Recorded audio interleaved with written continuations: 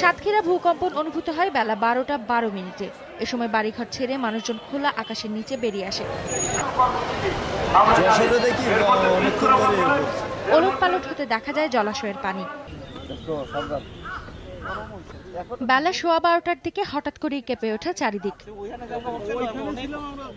কিছু বুঝে ওঠার আগেই বাড়তে থাকে কম্পন মাত্রা। সারা দেশের মতো বরিশাল শহরে অনুভূত এই ভূমিকম্পে আতঙ্কিত হয়ে পড়ে মানুষ। কি হইতাছে বুঝতে পারতাছি না, পানি দেখি খুব লড়াচড়া করছে, ঘর থেকে অনেক মানুষ আসা যাওয়া করতেছে, অনেক মানুষ পুষ্করিণীর দিকে তাকায় চাইয়া রয়েছে।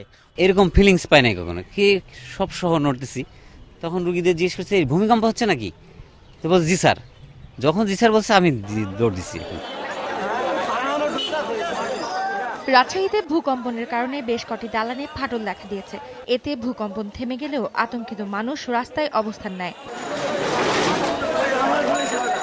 ফরিদপুরে ভূকম্পনের সময় মানুষজন আতঙ্কিত হয়ে পড়ে। বিভিন্ন বড় বড় বিল্ডিং থেকে লোকজন তড়িঘড়ি করে নেমে আসে। তারা জানায় হঠাৎ করেই ভবনগুলো দুলতে শুরু করে। সাবিহা নিপা, সময় সংবাদ।